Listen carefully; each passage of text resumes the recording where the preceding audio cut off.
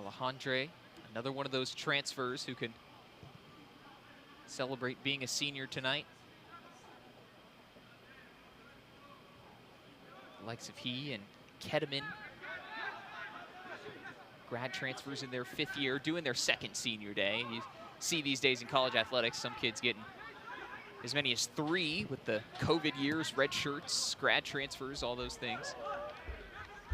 Hernandez rides the challenge. And a little bit of a knock, but stays on his feet in those bright green Nike boots.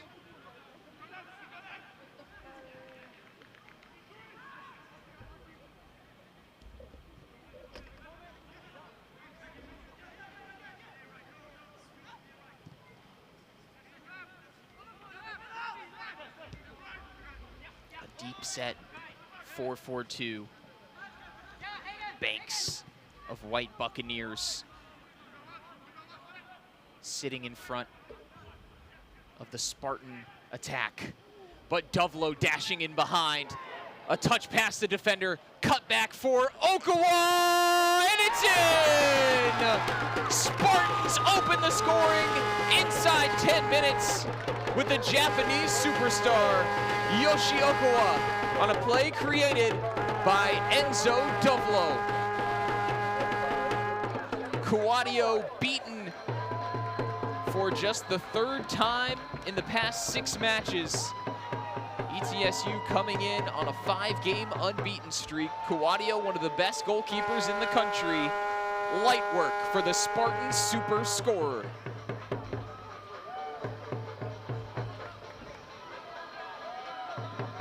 An 8th goal of the season for Yoshi Okawa, punctuating his senior night with an early goal, and what more to come from the Spartans. Trust me, they will not be letting up.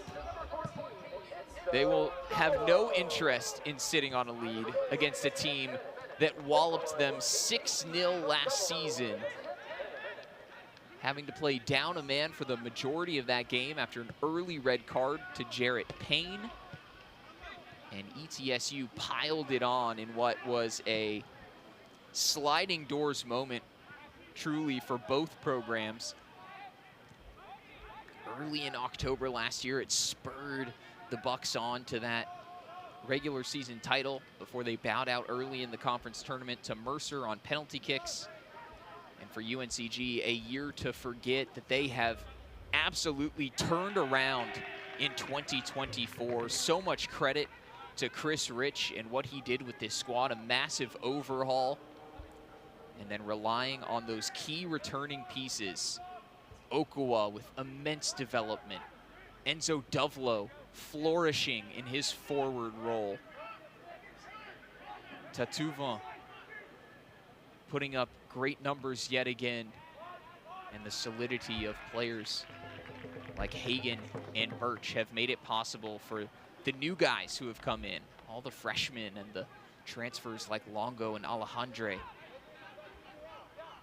A full new goalkeeper unit for UNCG this year as well. And they are currently, as results stand, in position to be right back on top of the SoCon and host a couple of games next week. Another look coming of that magical moment from Yoshia Okawa. Inside 10 minutes, the cutback came from Dovlow, and how about the composure? That is a goal scorer. That is a player in fine form. He's not snatching at chances. He's taking his time inside the box. And how wrong did that go for ETSU, who have banked in so proficiently through the first few minutes of this one?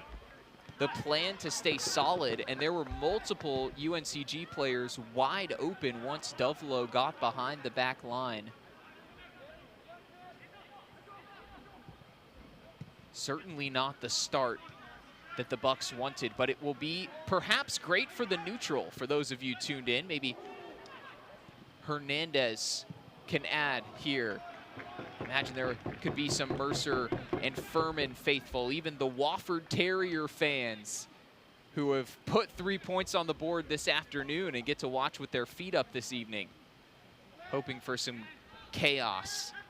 I think for the neutral, an early goal for UNCG, the best thing for this game. If it had stayed at 0-0 or ETSU was in front, they'd have all the reason to just continue to pack it in.